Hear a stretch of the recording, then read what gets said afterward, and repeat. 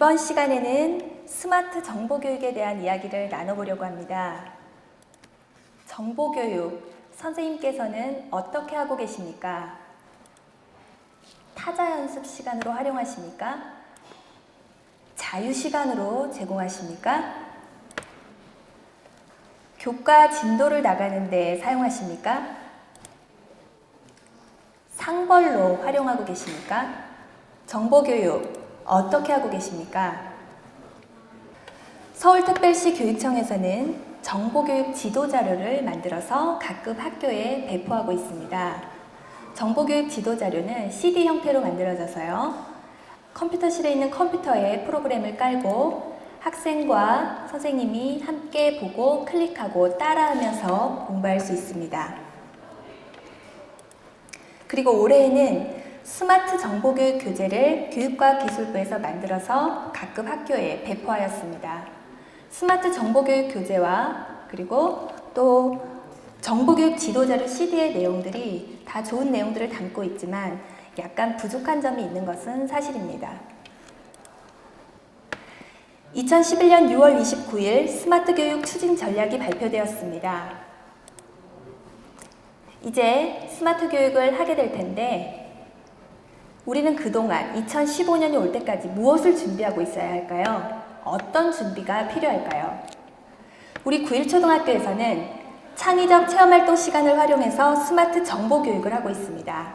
먼저 3학년에서 6학년 전체 학생을 대상으로 하고 정보교육 시간 연간 17시간을 확보하였습니다. 경험이 있는 교과 전담 선생님을 배치하여 전문적인 도구들에 대해서 배울 수 있도록 하였습니다. 컴퓨터실 환경입니다. 일반적인 컴퓨터실이죠. 먼저 정보교육 지도 자료 내용을 분석하고 교육과정을 재구성하였습니다. 교육과정 재구성 내용입니다. 3, 4학년의 경우 연간 17시간을 기준으로 해서 이렇게 수업 내용을 구성을 하였고요. 그리고 그때 투입할 수 있는 스마트 도구들을 함께 기록을 하였습니다. 5, 6학년의 경우에는 실과의 정보교육 단원이 있습니다. 그 실과의 정보교육 단원을 한 단원씩 넣어서 그리고 정보교육 내용과 함께 교육과정을 재구성한 겁니다. 그리고 3, 4학년에 비해서 5학년, 6학년에 들어가서는 다양한 도구들을 더 많이 활용하게 그렇게 구성을 하였습니다. 본교에서 실시한 스마트 정보교육은 스마트 기기와 스마트 도구에 대한 소양 교육이 중심입니다. 선생님들께서 그 기기가 그렇게 중요해? 그 도구가 그렇게 중요해? 이렇게 생각하실 수도 있지만 선생님들께서 다양한 기기와 도구에 대한 지식들을 갖고 계시고 그리고 우리 학생들도 그것에 대한 인식이 있다면 수업의 목표에 따라서 훨씬 더 다양한 도구들을 선택적으로 사용할 수 있기 때문에 저는 꼭 필요하다고 생각합니다. 우리 9일초등학교에서 한 스마트 정보교육의 몇 가지 사례들을 간단히 소개해 드리겠습니다. 먼저 학급 커뮤니티입니다.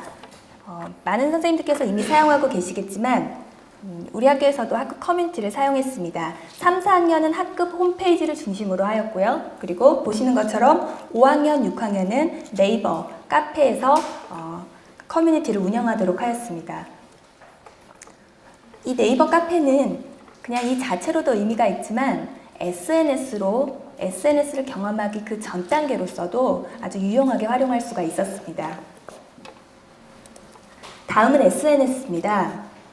5, 6학년 학생들을 대상으로 적용하였습니다.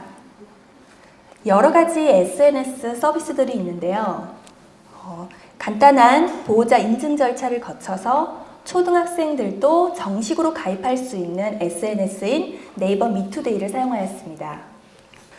SNS 사용에 대한 우려사항들이 많이 있습니다. 선생님들께서는 어떻게 생각하시나요? 실제로 페이스북도 초등학생들이 가입할 수 없는 거죠. 그 부분에 대해서 여러 차례 협의를 거쳤다고는 하지만 결론은 아직까지 초등학생은 SNS를 사용할 수 없는 것으로 결론을 내렸다고 합니다. 왜 그럴까요?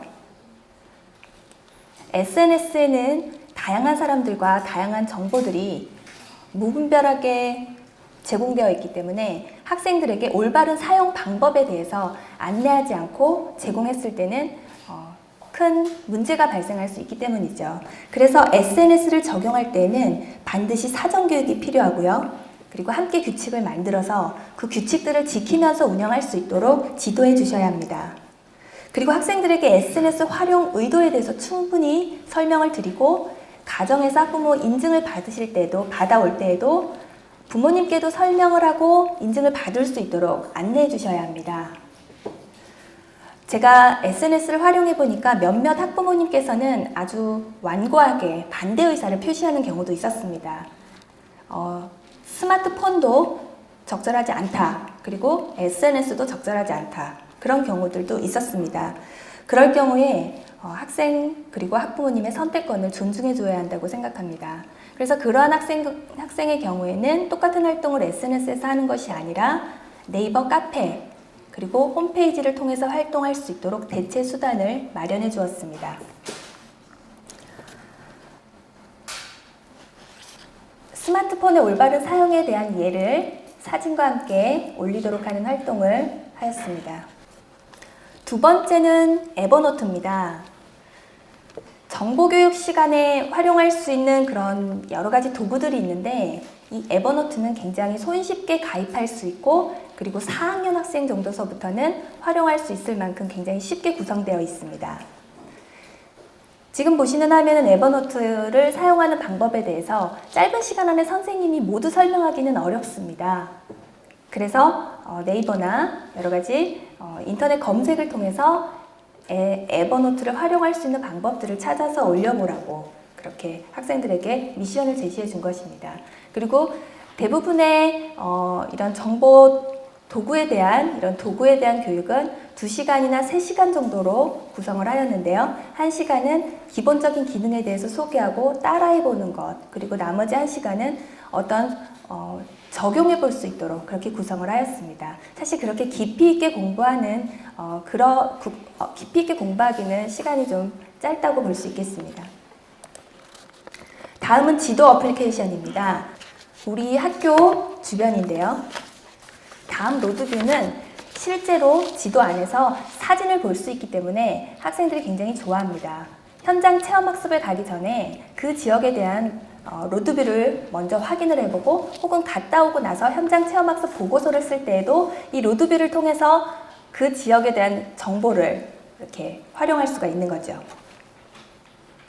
여기는 강화도의 고인돌 부분인데요. 학생들이 다녀왔습니다. 그래서 로드뷰에서 찾아보았더니 우리가 여기 갔던 곳인데 하고 아주 좋아했습니다. 다음은 스마트폰입니다. 스마트폰을 수업 시간에 꺼낼 수 있다는 것만으로도 학생들은 들뜹니다. 굉장히 좋아합니다.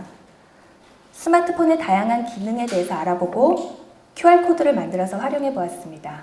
스마트폰의 기능은 실과 교과서에 이미 나와 있는 내용입니다. 그 내용에 실제로 스마트폰을 가지고 와서 컴퓨터 시간에 활용을 해본 겁니다. 스마트폰에 대한 수업을 할 때에는 스마트폰이 필수적이라는 인식을 주지 않도록 주의해야 합니다. 다음은 클라우드입니다. 대체로 선생님들 학교의 컴퓨터실에서도 하드 보안관이 깔려 있죠. 그래서 학생들이 활동을 하고 1시간에 끝나지 못할 경우 그것을 저장해 뒀다가 컴퓨터를 재부팅하게 되면 다 사라집니다. 그래서 학생들이 그 자료를 클라우드에 올리도록 하였습니다. 그래서 클라우드에 올려서 그 모든 친구들끼리 정보를 함께 공유하고 때로는 학급 친구들끼리 찾은 자료들, 만든 자료들을 공유할 수 있도록 하였습니다. 다음은 프레지를 활용했습니다. 프레지는 스토리텔링 기반의 프레젠테이션 도구입니다. 이메일 주소로 프레지 계정을 만들고 기본적인 사용 방법을 익혔습니다. 프레지는 기본적인 기능만 익히게 되면 초등학생들도 굉장히 창의적인 그런 발표 자료를 손쉽게 만들 수가 있습니다. 그래서 활용도가 굉장히 높습니다. 프레지의 기본 기능을 활용해서 현장 체험학습 보고서 만들기를 하였습니다. 6학년은 개별 보고서를 만든 후에 프레지 협업 기능을 이용해서 모든 보고서를 함께 만들었습니다. 다음은 구글 문서입니다. 구글 문서 도구를 이용해서 구글 문서 도구에서 제공하는 다양한 그런 기능들에 대해서 알아보고, 그리고 양식을 이용해서 설문조사 도구를 만들어서 활용해 보았습니다. 이 밖에도 더 많은 스마트 도구들이 있습니다. 그리고 스마트 기기들이 있습니다. 학생들의 수준이나 그리고 학교 상황에 따라서 다양한 도구들이나 기기들을 사용해서 수업을 하실 수가 있을 것 같습니다. 5학년 교과서에 보면, 실가책에 보면 하드웨어와 소프트웨어에 대해서 나와 있습니다. 선생님, 하드웨어가 뭔지 아시죠? 5학년 교과서에는 하드웨어를 어떻게 설명했냐면 만질 수 있다, 만질 수 있는 것, 그리고 사람으로 비유하면 우리의 몸에 해당된다고 했습니다.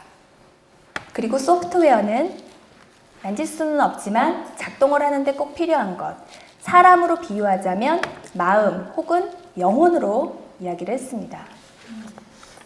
스마트 교육에 있어서 하드웨어와 소프트웨어가 무엇일까 생각해 보았습니다. 스마트 기기들, 그리고 다양한 스마트 도구들, 그 모든 것들이 하드웨어라고 생각합니다. 그리고 스마트 교육에서의 소프트웨어는 무엇일까요? 소프트웨어야말로 진정한 생명력을 부여하는 거죠. 몸은 있지만 영혼이 없다면 죽은 사람이에요. 아무 역할도 할 수가 없죠. 생명력이 없는 거죠. 스마트 교육에 진짜 생명력을 불어넣는 소프트웨어는 바로 선생님들의 열정과 아이디어라고 생각합니다. 똑같은 스마트 도구라 할지라도 어떤 선생님께서 어떤 아이디어를 가지고서, 그리고 어떤 열정적인 마음을 가지고서 그것을 활용하느냐에 따라서 큰 차이가 있다고 생각합니다. 스마트 교육, 앞으로 해결해야 될 과제도 많이 남았고 여러 가지 문제점들이 있는 것도 사실입니다. 그렇지만 우리 선생님들께서 진정 그 스마트 교육에 생명력을 불어넣을 수 있는 그런 아이디어와 열정들을 갖고 계시다고 생각합니다. 그래야만 이 스마트 교육이 큰 성과를 이룰 수가 있다고 생각합니다. 이상 발표를 마치겠습니다.